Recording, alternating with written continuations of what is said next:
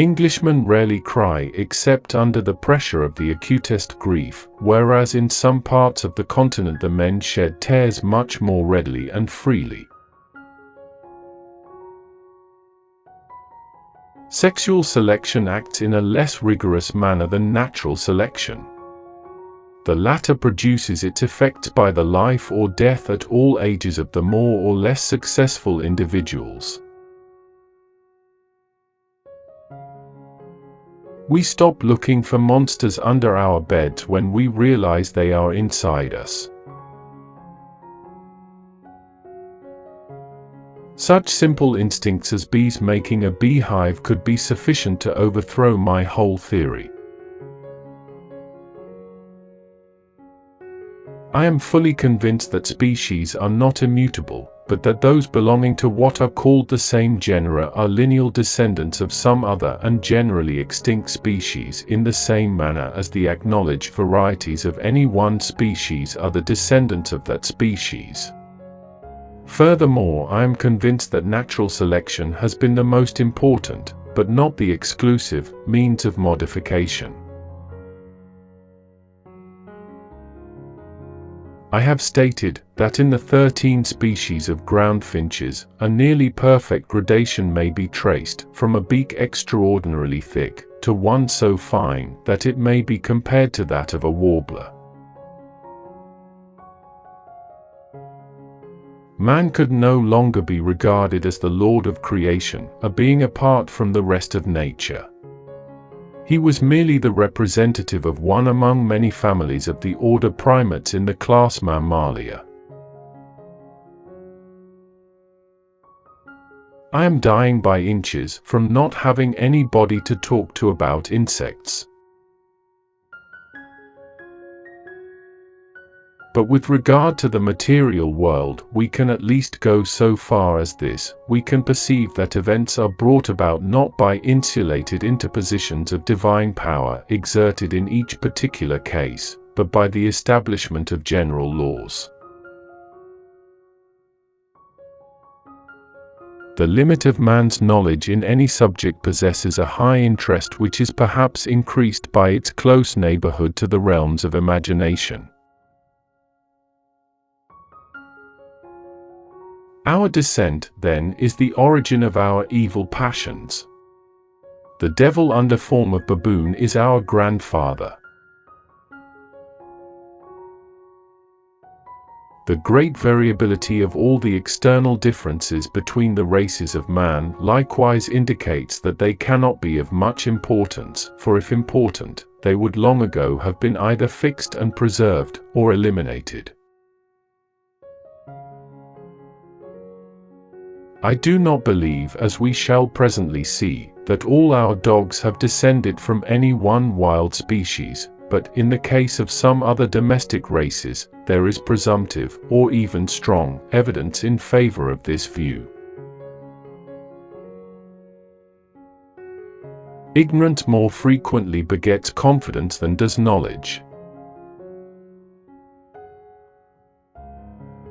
What wretched doings come from the order of fame! The love of truth alone would never make one man attack another bitterly. Two distinct elements are included under the term inheritance: the transmission and the development of characters. In the distant future I see open fields for far more important researches. Psychology will be based on a new foundation, that of the necessary acquirement of each mental power and capacity by gradation. Light will be thrown on the origin of man and his history. Look at a plant in the midst of its range. Why does it not double or quadruple its numbers? We know that it can perfectly well withstand a little more heat or cold, dampness or dryness, for elsewhere it ranges into slightly hotter or colder, damper or drier districts. In this case we can clearly see that if we wish in imagination to give the plant the power of increasing in numbers, we should have to give it some advantage. Ignorance more frequently begets confidence than does knowledge. This preservation of favorable individual differences and variations, and the destruction of those which are injurious, I have called natural selection, or the survival of the fittest. If I had my life to live over again, I would have made a rule to read some poetry and listen to some music at least once every week.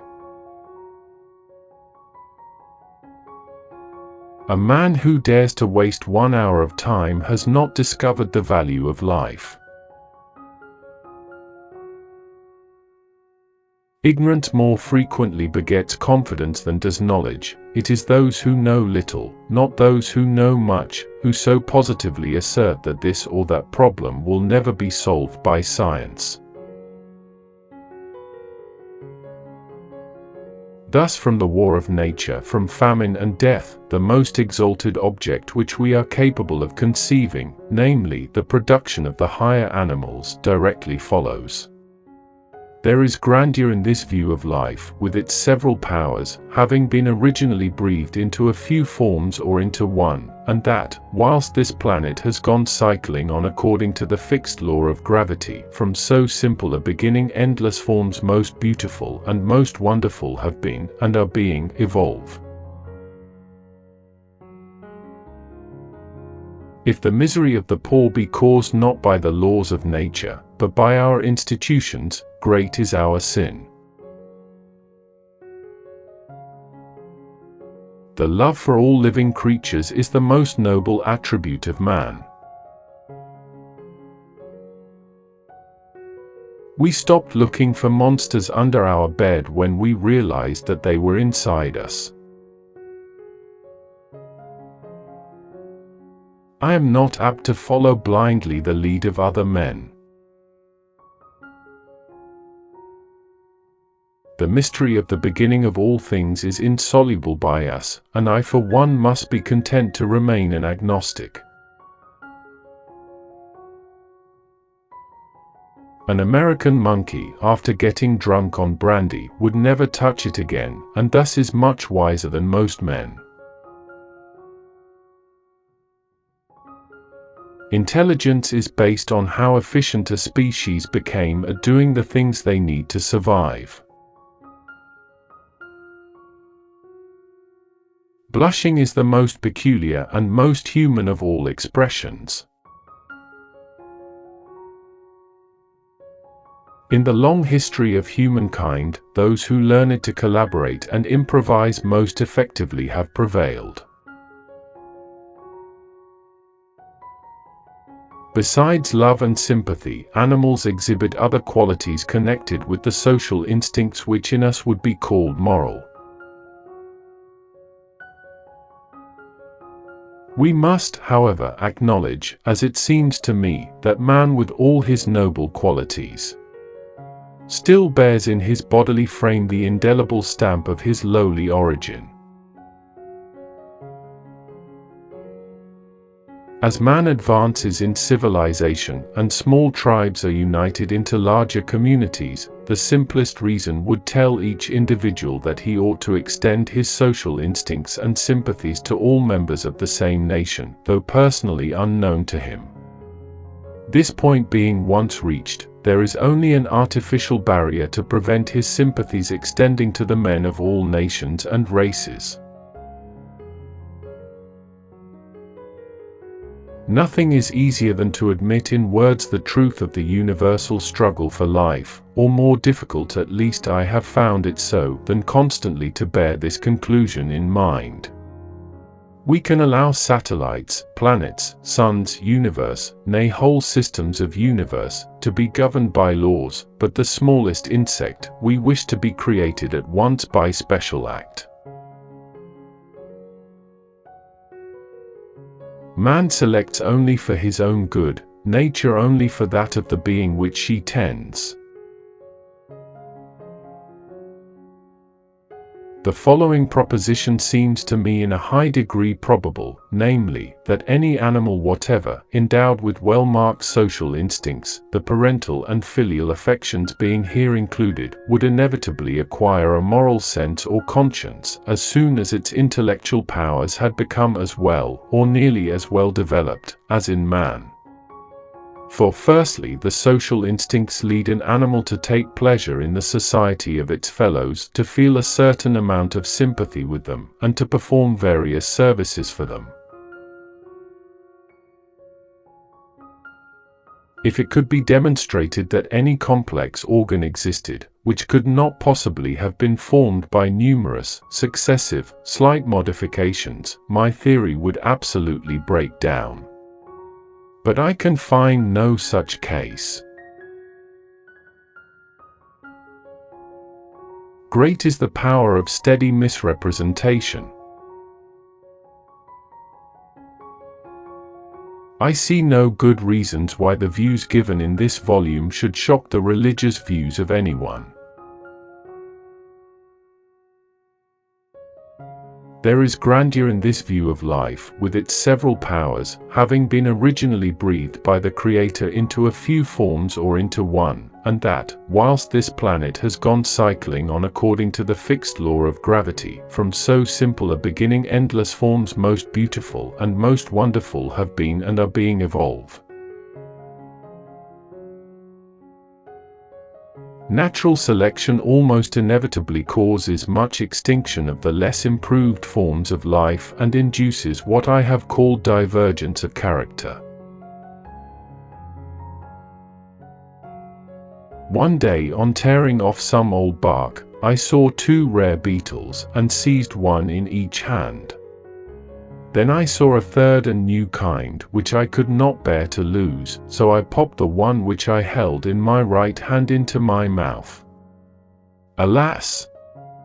It ejected some intensely acrid fluid, which burned my tongue so that I was forced to spit the beetle out, which was lost, as was the third one. Nothing is easier than to admit in words the truth of the universal struggle for life, or more difficult, at least I have found it so, than constantly to bear this conclusion in mind. We behold the face of nature bright with gladness, we do not see, or we forget, that the birds which are idly singing round us mostly live on insects and seeds, and are thus constantly destroying life. Among the scenes which are deeply impressed on my mind, none exceed in sublimity the primeval forests undefaced by the hand of man, whether those of Brazil, where the powers of life are predominant, or those of Tierra del Fuego, where death and decay prevail. Both are temples filled with the varied productions of the God of nature.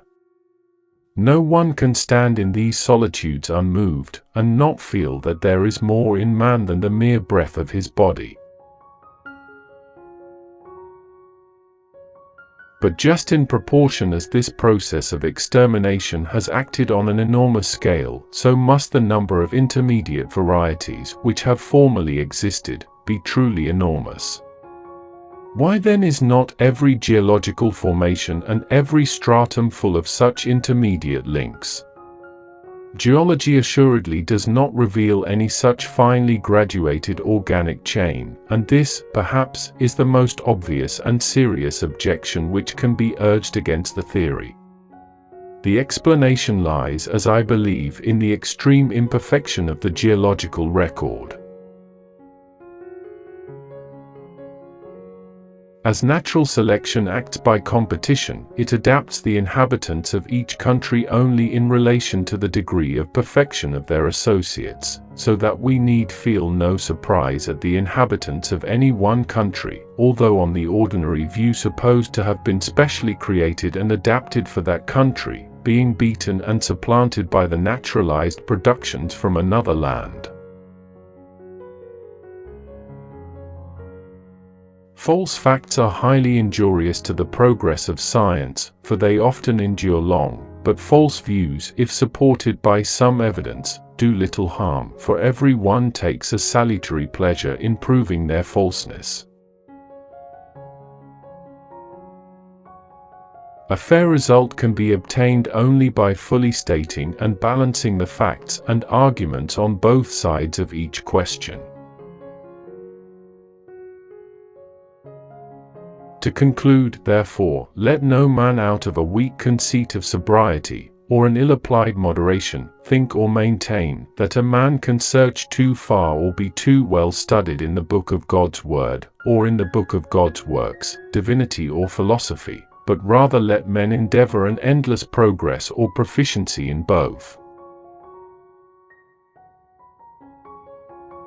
But then arises the doubt, can the mind of man, which has, as I fully believe, been developed from a mind as low as that possessed by the lowest animal, be trusted when it draws such grand conclusions? A grain in the balance will determine which individual shall live and which shall die, which variety or species shall increase in number, and which shall decrease, or finally become extinct. Only picture to yourself a nice soft wife on a sofa with good fire, books and music. One hand has surely worked throughout the universe. If I had my life to live over again, I would make it a rule to read some poetry, listen to some music, and see some painting or drawing at least once a week, for perhaps the part of my brain now atrophied would then have been kept alive through life. The loss of these tastes is a loss of happiness. But a plant on the edge of a desert is said to struggle for life against the drought, though more properly it should be said to be dependent upon the moisture. I have always maintained that, excepting fools, men did not differ much in intellect, only in zeal and hard work, and I still think there is an eminently important difference. The earthquake, however, must be to every one a most impressive event. The earth, considered from our earliest childhood as the type of solidity, has oscillated like a thin crust beneath our feet, and in seeing the labored works of man in a moment overthrown, we feel the insignificance of his boasted power. I had also, during many years, followed a golden rule, namely that whenever published fact, a new observation of thought came across me, which was opposed to my general results, to make a memorandum of it without fail and at once, for I had found by experience that such facts and thoughts were far more apt to escape from the memory than favorable ones. Often a cold shudder has run through me, and I have asked myself whether I may have not devoted myself to a fantasy. The expression often used by Mr. Herbert Spencer of the survival of the fittest is more accurate, and is sometimes equally convenient. It is difficult to believe in the dreadful but quiet war lurking just below the serene facade of nature. I have tried lately to read Shakespeare, and found it so intolerably dull that it nauseated me. It is necessary to look forward to a harvest, however distant that may be, when some fruit will be reaped, some good effected.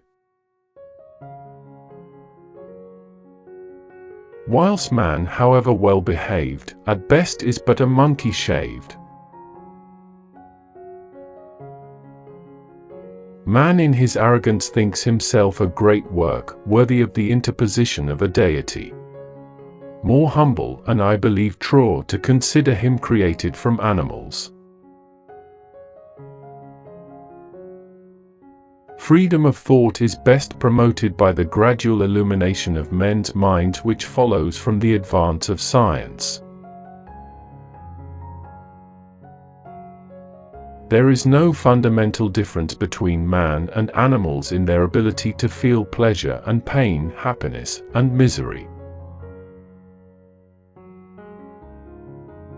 To kill an error is as good a service as, and sometimes even better than, the establishing of a new truth or fact.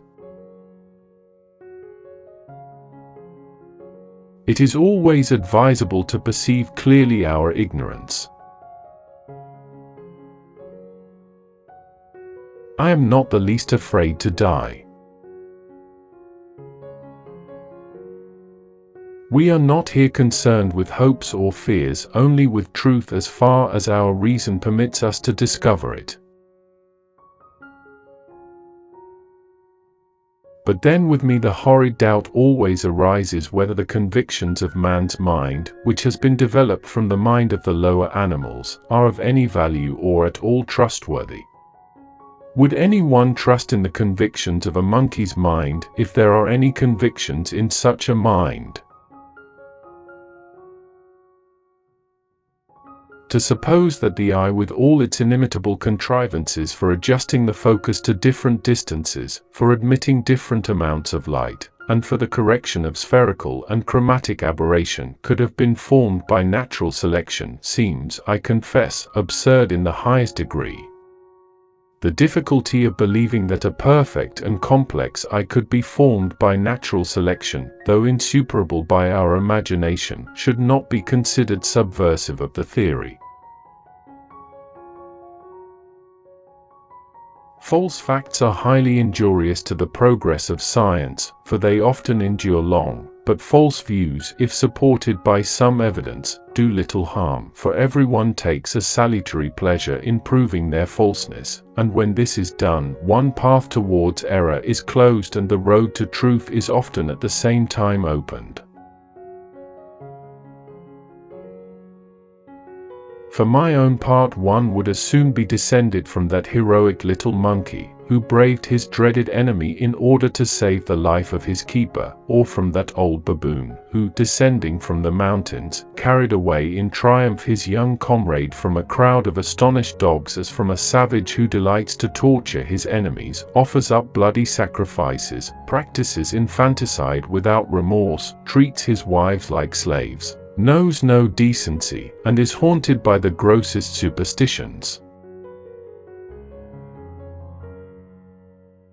The loss of these tastes is a loss of happiness, and may possibly be injurious to the intellect, and more probably to the moral character, by enfeebling the emotional part of our nature. We are always slow in admitting any great change of which we do not see the intermediate steps. At some future period, not very distant as measured by centuries, the civilized races of man will almost certainly exterminate and replace throughout the world the savage races. At the same time, the anthropomorphous apes, as Professor Schaffhausen has remarked, will no doubt be exterminated. The break will then be rendered wider, for it will intervene between man in a more civilized state, as we may hope, than the Caucasian, and some ape as low as a baboon, instead of as at present between the Negro or Australian and the gorilla. We will now discuss in a little more detail the struggle for existence.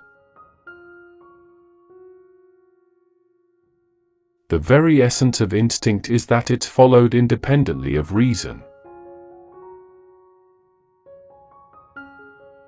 Nevertheless, so profound is our ignorance, and so high our presumption, that we marvel when we hear of the extinction of an organic being, and as we do not see the cause, we invoke cataclysms to desolate the world, or invent laws on the duration of the forms of life.